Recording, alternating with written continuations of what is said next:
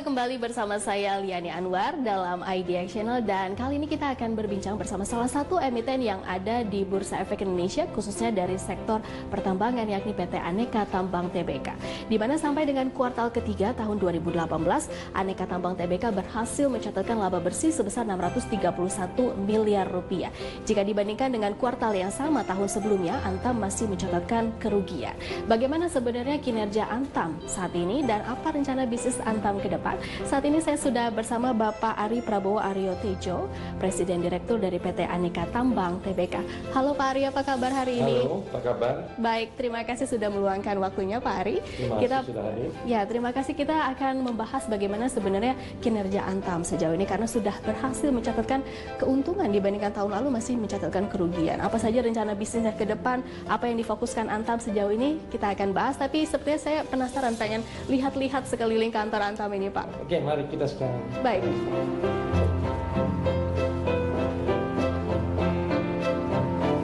Ya. Pak Ari, mungkin bisa diceritakan bagaimana sebenarnya kinerja Antam sejauh ini pada tahun 2018. Kita lihat laba bersih, sudah berhasil mencatatkan laba bersih sebesar 631 miliar. Apa sebenarnya menjadi penopang utama perbaikan kinerja dari Antam tahun ini, Pak? Oke, pertama-tama terima kasih. Alhamdulillah di kuartal 3 tahun ini kita mencapai suatu kenaikan performance baik dari kinerja keuangan maupun operasi cukup signifikan dibanding tahun lalu. Kalau kita lihat dari operasi sendiri yang menopang terhadap kinerja keuangan, pertama adalah produksi daripada ferronickel sendiri meningkat sekitar 20%, yang tahun sebelumnya adalah sekitar 16.900 ton, sekarang menjadi 19.000-an. Kemudian yang kedua adalah penjualan emas cukup signifikan. Di tahun yang lalu pada periode yang sama, kuartal 3, kita hanya dapat menjual sekitar 7 ton, tapi tahun ini kuartal yang sama kita sudah bisa menjual 22 ton. Kemudian penjualan ore juga yang diekspor itu sampai dengan kuartal 3 tahun ini untuk ore nikel, baik penjualan ore ekspor maupun dalam negeri, kita bisa berhasil menjual 4 juta ton dibanding tahun lalu hanya 2 ton. Jadi terdapat kenaikan yang sekitar 100%. Di boksit juga demikian, bahwa tahun lalu kita menjual 500.000 ton, tapi tahun ini sudah bisa mencapai lebih dari 700.000 ton. Oke, artinya ditopang dari naiknya penjualan di tahun 2000. Penjualan dan produksi. Dan produksinya juga ya, untuk ketiga komoditas ya, baik untuk emas, nikel, dan juga bauksit. Right. Nah, kemudian apa sebenarnya yang bisa menopang dari penjualan? Apakah dari sisi demand yang juga meningkat, atau sebenarnya yang produksinya ini yang terus ditingkatkan dari perusahaan, Pak? Secara overall yang kita lakukan adalah peningkatan produksi sendiri. Bagaimana terhadap kapasitas pabrik yang terpasang atau refinery yang terpasang ini kita bisa optimalkan operasionalnya sehingga kita bisa memproduksi lebih ya. Dan kebetulan memang kalau kita melihat dari gejolak daripada kurs yang terjadi di awal tahun ini sampai dengan saat ini, ternyata meningkatkan peminat daripada para investor untuk berinvest di emas. Oke, nah kemudian dari sisi peningkatan produksi, apa sebenarnya yang dilakukan Antam dari awal tahun sampai dengan kuartal ketiga 2018 sehingga produksinya terus meningkat dan juga penjualannya terus bertambah? Yang pertama tadi saya sampaikan adalah bagaimana kita bisa meningkatkan kapasitas produksi dari plan yang sudah terpasang. Kedua, bagaimana untuk melancarkan semua produksi ini kita melancarkan juga supply chain-nya, artinya supply material yang mendukung dalam produksi ini dibuat sedemikian rupa sehingga selalu on time, tidak ada keterlambatan, sehingga produksi ini bisa berjalan dengan lancar sehingga efektivitas daripada pabrik ini bisa mencapai 85-90%. Oke, nah dari sisi beban operasional sendiri bagaimana perusahaan memanagenya sehingga bisa berhasil mencatatkan laba? Oke, tapi tentunya dengan kita meningkatkan level produksi tadi akan menurunkan harga, karena all the fixed cost seperti gaji dan sebagainya itu dibagi dengan volume yang lebih tinggi dibanding kalau produksi kita lebih rendah. Sehingga tentunya dalam hal ini secara kinerja keuangan, biaya-biaya kita itu secara unit produksinya menurun. Oke. Kalau dilihat daripada kinerja keuangan di tahun ini, kuartal 3, secara pendapatan kita sudah bisa meraih pendapatan 19,9 triliun dibanding tahun lalu yang hanya berkisar sekitar 6,9 triliun pada periode yang sama, dengan EBITDA yang mencapai 2,1 triliun saat ini. dibanding tahun lalu hanya 1,1 triliun. Jadi kenaikan hampir 2 kali. Kemudian secara laba bersih yang tadi disampaikan bahwa tahun lalu masih mengalami kerugian 331 miliar. Tapi alhamdulillah di kuartal 3 tahun ini bisa meraih laba bersih sebesar 631 miliar. Nah, apakah ini sudah sesuai dengan target perusahaan sampai dengan akhir tahun 2018 dan kira-kira apakah nanti di tahun 2019 perusahaan semakin agresif? Nanti kita akan bahas usai jeda berikut, Pak. Kita akan jeda terlebih dahulu, pemirsa. Tapi kita sambil jalan-jalan lagi, Pak.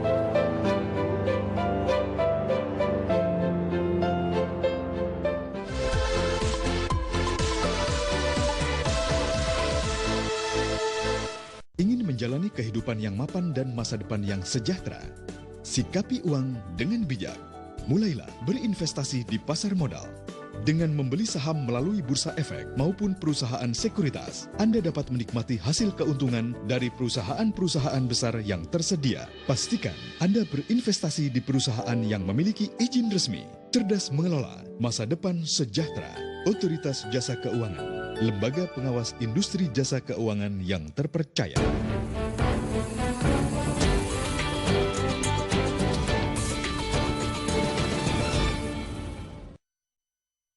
Jadi manusia yang sukses hendaklah mulai dari diri kita sendiri dan menjadi manusia jitu, yaitu disiplin, jujur, iman kuat, inovatif, kreatif, tekun, dan ulet.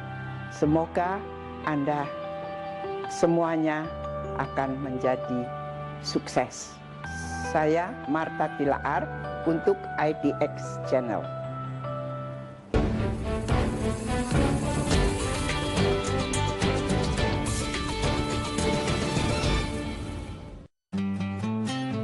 Awalnya nggak langsung yakin, tapi setelah ikut 2 kali acara edukasi Bursa Efek, akhirnya tertarik juga. Karena mudah, saya ajarkan ibu-ibu lain, sampai anak saya juga ikutan. Selesai dagang, saya bawa 100.000 untuk nabung saham. Hasilnya jelas sekali. Yuk kita nabung saham sekarang.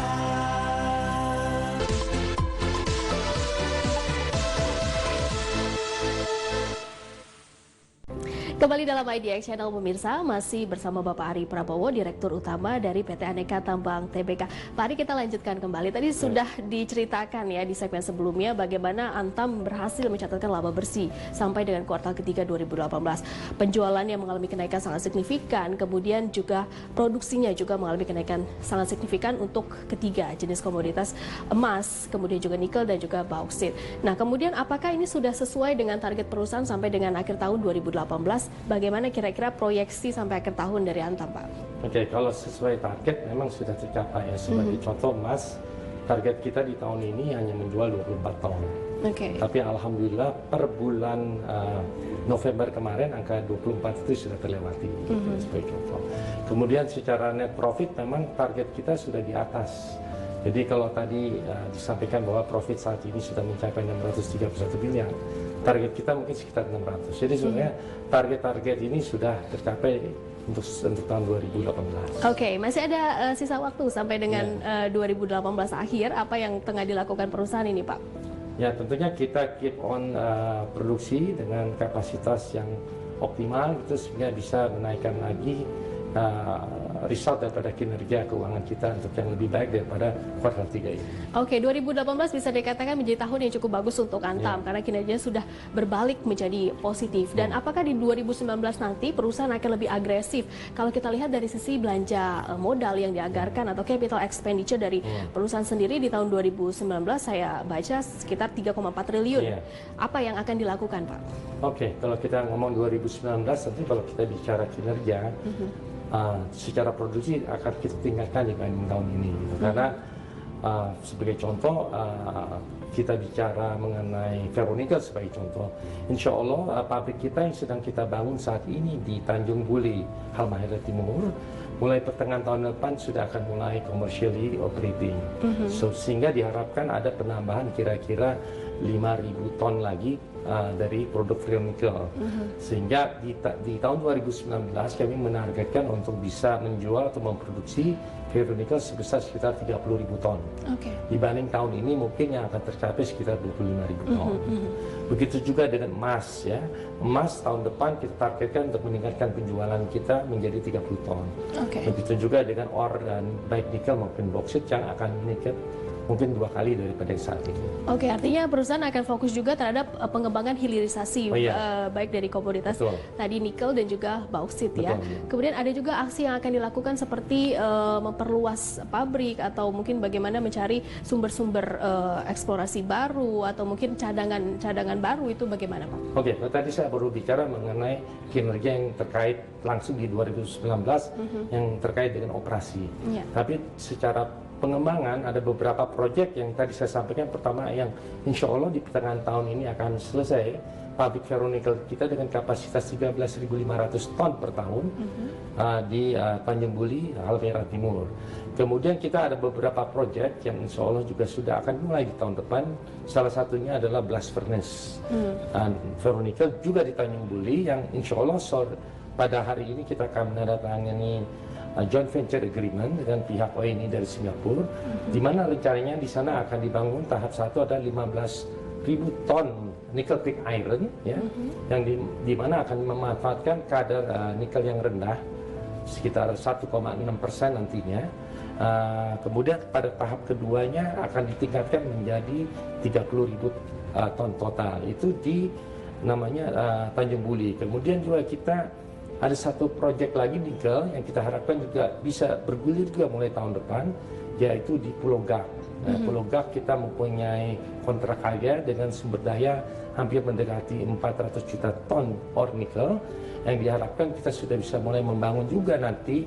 Kemungkinan besar adalah di kawasan ekonomi khusus di Sorong, yaitu pabrik mungkin nickel pig iron juga dengan kapasitas mungkin 40.000 ton, juga dilanjut dengan downstreamnya lagi yaitu yang namanya stainless steel yang kira-kira bisa memproduksi 0,5 juta ton.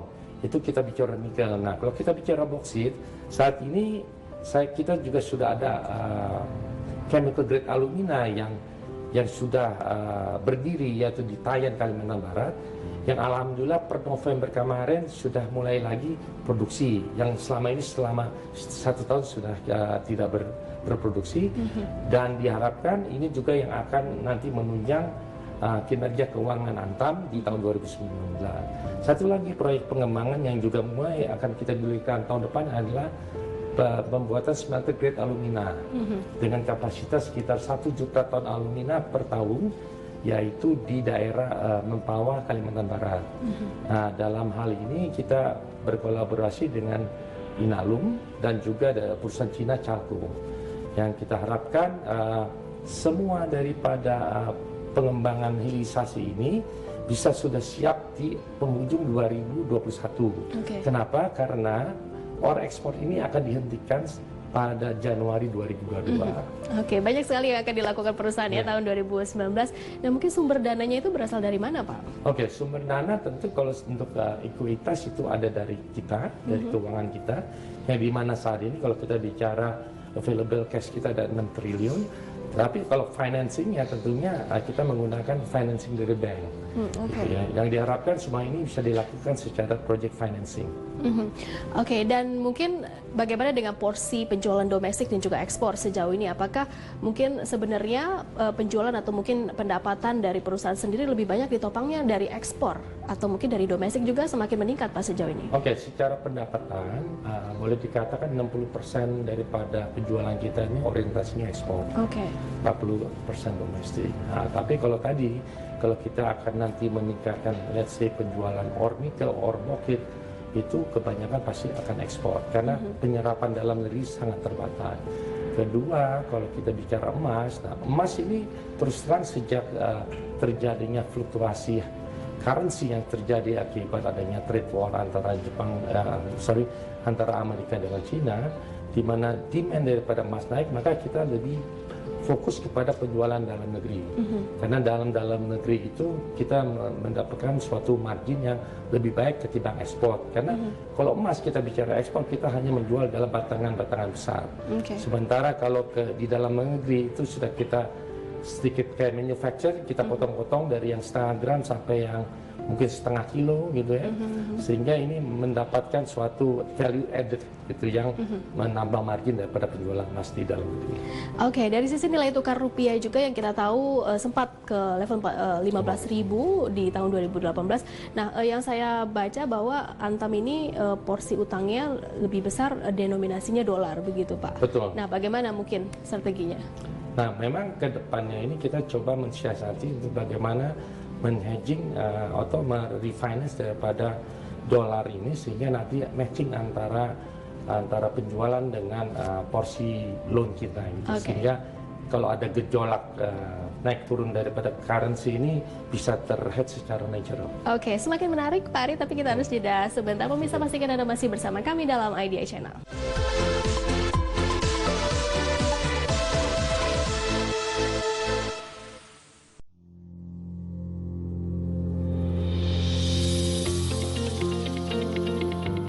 Jika Anda adalah investor saham, Anda mendapat keuntungan di antaranya capital gain, yaitu keuntungan dari selisih harga beli dan harga jual saham. Dividen, yaitu pembagian laba kepada pemegang saham. Keuntungan lainnya, investor bisa memperoleh pendapatan tambahan dengan meminjamkan sahamnya melalui layanan pinjam meminjam efek atau PME. Apa itu PME? PME merupakan pinjaman efek sementara berupa saham dari investor untuk keperluan penyelesaian transaksi bursa.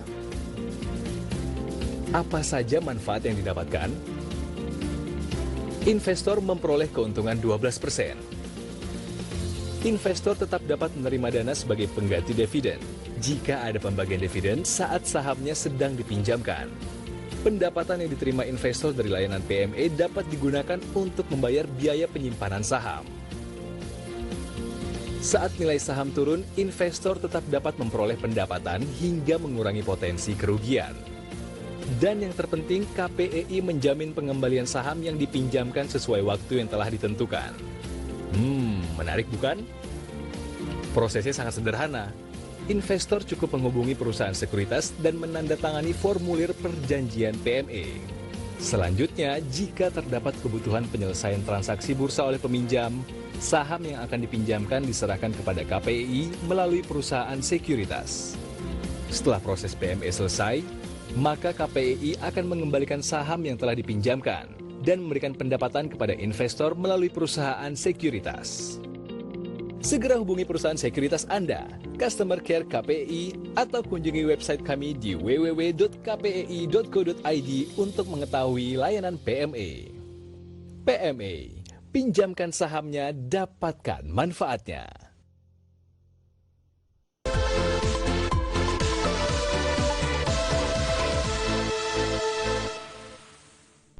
Kembali dalam Idea Channel pemirsa, masih bersama Bapak Ari Prabowo Aryo Tejo, Direktur Utama dari PT Aneka Tambang Tbk. Pak Ari, kita lanjutkan kembali. Kalau tadi kita ngomongnya sudah cukup berat ya, berbicara mengenai kinerja keuangan, rencana ekspansi di 2019. Dan mungkin saya mau tanya lebih ke personal Pak Ari sebagai Presiden Direktur dari PT Aneka Tambang Tbk. Bagaimana Pak Ari ini mungkin dari sisi leadership-nya untuk memimpin atau mungkin membawa Antam ini bisa jauh lebih baik lagi ke depannya? Oke, pertama mungkin yang kami coba ketengahkan dalam leadership style di Antam ialah pertama dengan role model. Ya, tentu ada 3 value utama yang kami pentingkan dalam sehari-hari yang kami terapkan kepada teman-teman di Antam adalah pertama adalah tentu number 1 is integrity. Nomor 2 adalah brain atau intellectual lah. Artinya bahwa kita dalam bertindak atau berpikir harus sometimes go beyond outside the box gitu ya, dan mempunyai kreatif. Dan yang ketiga adalah energi, dalam arti kita harus bekerja pantang menyerah dan selalu bisa mengatasi challenge-challenge yang kita hadapi. Jadi kalau kita ada sesuatu yang sulit harus dianggap sebagai tantangan dan bukan sebagai beban. Mungkin itu salah satu. Dan yang kedua yang kami coba ketengahkan juga masalah openness atau transparansi, dan juga keterbukaan maupun menghilangkan barrier-barrier antara atasan dan bawahan, sehingga katakanlah saya sebagai direktur utama di perusahaan Antam ini, saya adalah sangat reachable oleh para karyawan-karyawan. Artinya saya membuka diri untuk bisa berhubungan langsung. Jadi mungkin itu pola beberapa langkah yang saya lakukan selama saya jalan di Antam, karena yang paling penting, apalagi saya merupakan dirut pertama yang bergabung di Antam yang asalnya adalah dari luar Antam. Sehingga memang tugas pertama adalah bagaimana kita bisa memberikan atau rasa trust daripada karyawan di sini terhadap saya, itu yang paling penting kan. Sehingga kalau trust itu sudah ada, maka akan terjalin sinergi kerja yang lebih positif ke depan. Oke, ada komunikasi yang baik nih antara Bapak dengan semua yang ada terlibat di Aneka Tambang Tbk. Ada mungkin usaha khusus atau upaya khusus yang Bapak lakukan untuk bagaimana memotivasi semua tim yang ada di Antam untuk sama-sama bisa meraih target perusahaan? Ya, pertama kan kalau meraih target perusahaan tentu tadi harus ada leader-leader yang bisa menjadi contoh. Tadi saya bilang role model, sehingga memang yang kita coba ciptakan di Antam ini adalah menciptakan transformation leader gitu ya, leader yang nanti bisa mentransformasi, merubah dari tadi culture-nya, sebagai contoh tadi yang tadinya sifatnya mungkin ada barrier antara atasan dan bawahan, sekarang sudah terbuka, sehingga hubungan komunikasi bisa terjalin dengan lebih baik. Karena pada ujung-ujungnya dalam bekerja ini, kalau komunikasi lancar maka kerjaan itu bisa lancar. Dan keterbukaan juga sangat dibutuhkan, karena ya atas dan bawah harus tahu situasi sebenarnya apa yang terjadi. Jangan sudah terjadi yang sesuatu yang jelek terlampau lama karena ketidakterbukaan menjadi surprises yang mungkin dalam untuk memperbaiki masalah itu menjadi sulit. Tapi kalau dari awal sudah bisa di-sharing bersama-sama, segala kesulitan itu lebih cepat untuk bisa kita kondisikan. Oke, tadi Bapak mention Bapak di sini sebagai direktur utama yang berasal dari di luar manajerial Antam sebelumnya. Nah, mungkin bisa diceritakan Pak, bagaimana mungkin historicalnya atau mungkin career path-nya Pak? Oh, career path saya sendiri. Kalau dari awal karir saya dulu pernah jadi pegawai negeri selama 9 tahun, tepatnya di Direktorat Jenderal Bina Marga dan Pekerjaan Umum. Yang terakhir yang saya tangani adalah Jalan Tol Cawang Priok, yang selesai pada tahun 92. Setelah itu saya masuk di perusahaan swasta, yaitu dalam penyelenggaraan komputerisasi SIM di seluruh Indonesia. Ini hubungannya dengan kepolisian, itu selama kira-kira 10 tahun, dari tahun 92 sampai dengan 2002 kira-kira. Dan setelah itu saya menangani proyek yang boleh dikatakan properti, ya, di mana kita membangun gedung Departemen Pertanian yang ada di Pasar Minggu, dan sebagai imbalannya perusahaan tersebut mendapat 2 aset, yang satu adalah di Selipi yang saat ini ada ICDX, yang satu lagi sekarang ada di Salemba yang saat ini kita lihat ada yang namanya Capital Partner. Kemudian di tahun 2016 saya pindah ke Medco Energi. Nah, inilah pertama kali saya terjun ke dunia pertambangan, ya, dari 2006 sampai dengan di akhir 2015. Kemudian di 2016 saya mulai join, tepatnya di April 2016 mulai bergabung di BUMN. Ya, awalnya saya ditunjuk sebagai Direktur Niaga di PT Bukit Asam Tbk. Di sana hanya 1 tahun, kira-kira 1 tahun 1 minggu, kemudian ditunjuk sebagai Dirut Antam, yaitu kira-kira di tanggal 2 Mei 2017. Sampai di posisi paling tinggi di manajerial sebuah perusahaan BUMN, khususnya di pertambangan saat ini. Dan kemudian educational background-nya apa nih Pak? Saya civil engineering. Saya lulus dari master dari University of Michigan di Ann Arbor, Amerika. Bachelor saya dari Purdue University juga di Amerika. Baik, apa yang Bapak lakukan mungkin dari sisi learning prosesnya, karena educational background-nya adalah civil engineering, tadi ini sangat mungkin bisa dikatakan tidak berkaitan dengan apa yang Bapak lakukan. Mungkin ada kaitannya tapi tidak terlalu fokus begitu ya dengan pertambangan. Apa yang Bapak lakukan sejauh ini Pak? Kalau sebenarnya kan pada level saya ini lebih kepada masalah leadership ya, manajerialnya, bukan lagi kepada technical. Namun tidak luput juga kami sebagai top person yang ada di Antam ini coba juga mempelajari mengenai teknik-teknik mengenai pertambangan khususnya smelter atau pabrik-pabrik ini.